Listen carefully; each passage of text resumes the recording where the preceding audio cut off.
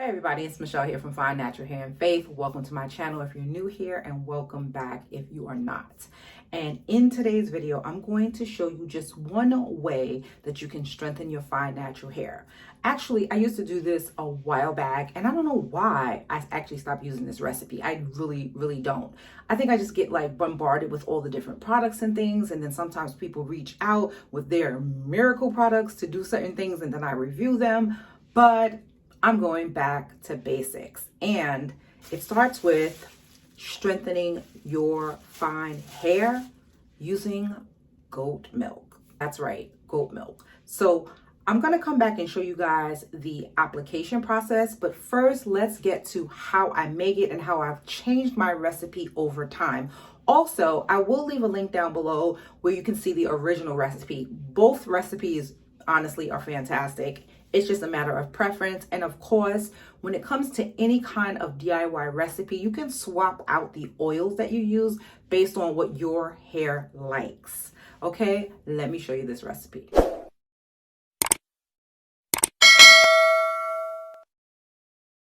Starting off with the star of the show, I'm using this can of goat's milk that I got from the grocery store. I have no preference for brand since I'm not consuming it internally. The recipe calls for 1/4 cup of the goat's milk and various measurements of each of the oils. My tablespoon broke, so I'm just using 2 of the half tablespoons when a tablespoon is required. The oils I'll be using are coconut oil, sweet almond oil, camellia oil, and Jamaican black castor oil containing rosemary. Now the measurements are 1 tablespoon of the castor oil with rosemary, half tablespoon of the camellia and sweet almond oils, then a teaspoon of the coconut oil. Once the goat milk is combined with the oils, you want to give it a good stir.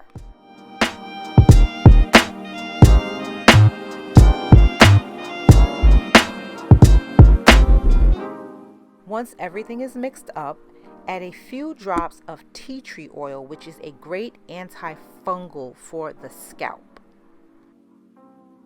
Now, because my coconut oil wasn't as liquefied as I would like, I'm going to pop this in the microwave for just a few seconds. I wouldn't typically recommend using a microwave to heat, but this is just for a few seconds. If you have time, you can warm it further in a double boiler on the stove.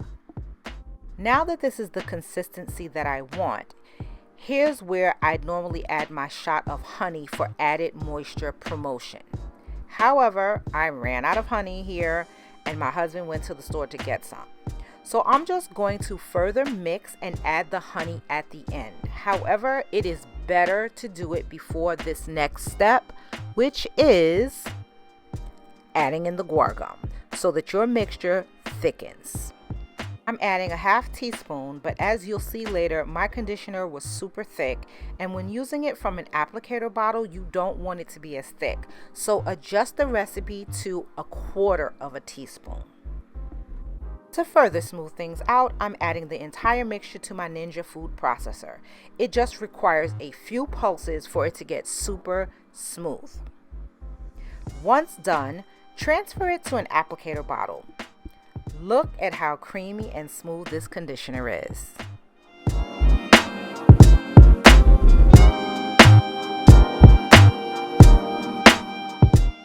Now for the rest of the goat's milk that I'm not using, I mix it up and will freeze for later use.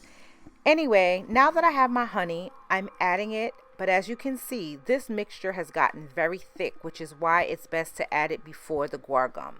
I'm going to make it work though. Now it's application time, and let me take down my hair. I'm going to show you. I started washing my hair. I used to wash in sections where I would do like 1, 2, 3, 4, 5, 6, or just maybe 4. But now I've switched to 1, 2, and 3. And the reason for that is I feel like I rinse it better, and I also feel like I'm able to concentrate on the sections better because my hair is not super dense. Like the bottom is not dense at all. Like it's not dense at all, but y'all see that growth? Y'all see that growth? Seriously though, I'm gonna apply, and excuse my granny thing, it doesn't even stick. Like, the Velcro is done, so that's why I have it on backwards, but y'all get my drift.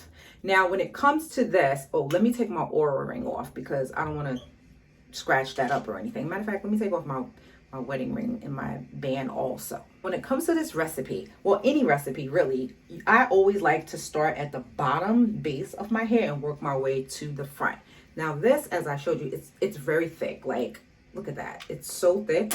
And the good part about it is that it won't allow your hair to be dripping or anything like that. So see how thick that is? That's from the guar gum. You could also use xanthan gum, but I feel like whatever one is cheaper is the one you want to use. Now, as you saw in the video, I did add the honey last. I really normally would not do that. I would add the honey before I add the guar gum. But what happened was I ran out of honey and my husband had to go buy me some.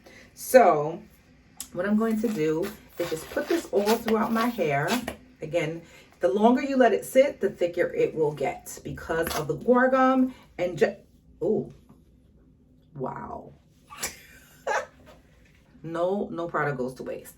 But you can, like I said, you can use less guar gum and that would work just fine as well. But this really melts into your strands. The goat's milk really gets in there and like just bonds with your strands and strengthens it. It's a protein, you know, this is protein. And it just feels amazing. Now the honey and the oils help to balance out all of that strength. If you find that it's getting a little bit too thick, let's say you can't, like you see, like I think I went a little heavy on the guar gum. I probably should have maybe did 1/4 teaspoon now. Then it's just that in the past, I usually use it right away and I find it's not thick enough for me. So, and I do like to rub some in my scalp because of the rosemary essential oil and the tea tree oil. But like I said, I don't want to be all over the place here because this is, you know, I be all over the place sometimes. But yeah, you want to concentrate it mainly on your hair because the protein is to strengthen.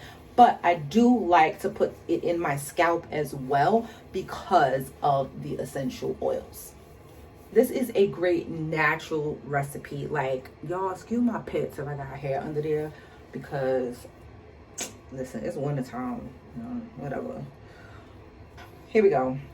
And also, like I was saying about washing my hair in the sections this way, it also allows me easier, I don't know why, it's just easier to apply the conditioner and stuff into my hair as well in these type of sections. So now that this is like pretty thick, what I'm gonna do is, and normally I would have on gloves, but let me tell y'all, my son, I use gloves to change his diaper and stuff like that. And gloves is getting expensive. But anyway, yeah. So what I'm going to do is pour it this way. This way I can get more out. Boom. There's a nice patch. So I'm going to take that nice and thick and I'm going to apply it to my hair, massaging that in. And this is what we're going to work with. It just feels really good. It has so much slip because of the guar gum and the oils and honey. It's just really a really great DIY treatment. And I am basically going to be using this, alternating it with henna. I talk about it a little bit in my previous video on my 2022 hair routines and how you can build your own fine hair routines. And so I'm going to link that video right here just in case you're interested in watching that. And if I don't link it there because like I probably forgot, then I will link it down below. Make sure I have a lot in this section because this tends to be the section that grows a little bit slower. I wouldn't say it breaks more. I just think it grows much slower and we don't want that. I'm not trying to detangle my hair. I'm really just working the product in. And there we go. Okay, so, and then same thing for this side. I want to put more product in this section. Another thing that you could do if you find that your goat's milk is just a little bit too thick because you was a little bit aggressive on the guar gum or the xanthan gum is you could just add a little bit more goat milk. You may not want to add water just because it would water down the goat's milk, and you know you want your strengthening treatment to be strengthening. This section is done. It feels like it's getting so thick lately, like not the individual strands, but like just the bulk of the hair in general.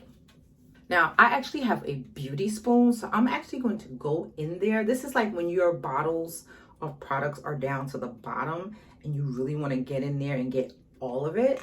The beauty spoon really helps. So I don't think they make this anymore, but they do have dupes on the market because, you know, once a company's patent runs out, all the people who want to create a copy, they jump right on it. So I'm just gonna take that. This is the front. I did recently trim my hair. It was longer than this. This is so thick and rich. Guys, I'm telling you, start using goat's milk on your hair. And obviously you want to protect the length that you grow by retaining it. You know, use goat's milk, balance it out with some good moisture, and then protect those ends. And I'm telling you, your hair will grow, ladies. Okay, this is good. This is good stuff. Okay, so I'm going to finish applying this side. I think you get the picture on the application process, but I'm going to apply this, finish, and then come back with some final thoughts.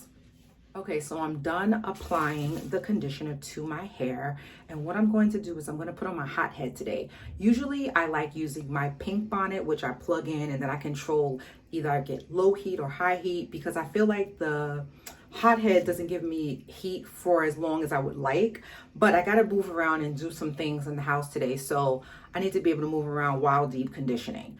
I recommend always applying some sort of heat source to your hair when you're doing deep conditioning or even protein strengthening, unless it's like Affinity, because Affinity is a really heavy duty one that you just put in your hair and you allow it to dry.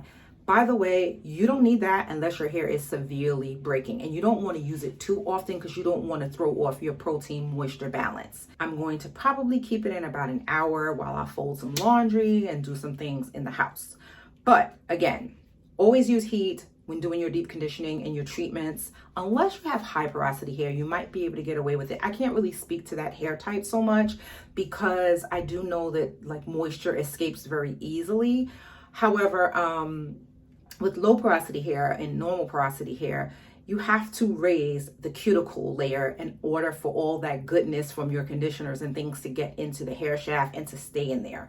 So highly recommend it. I know you'll see some treatments that'll say like, put it on for 3 minutes. That's just going to give you a surface treatment. It's not going to penetrate deeply and do the repair work that, you know, conditioners need to do. Anyway, that is it. Thank you so much for watching this video. I hope you give it a big thumbs up and subscribe to this channel, hitting the notification bell if you're new here.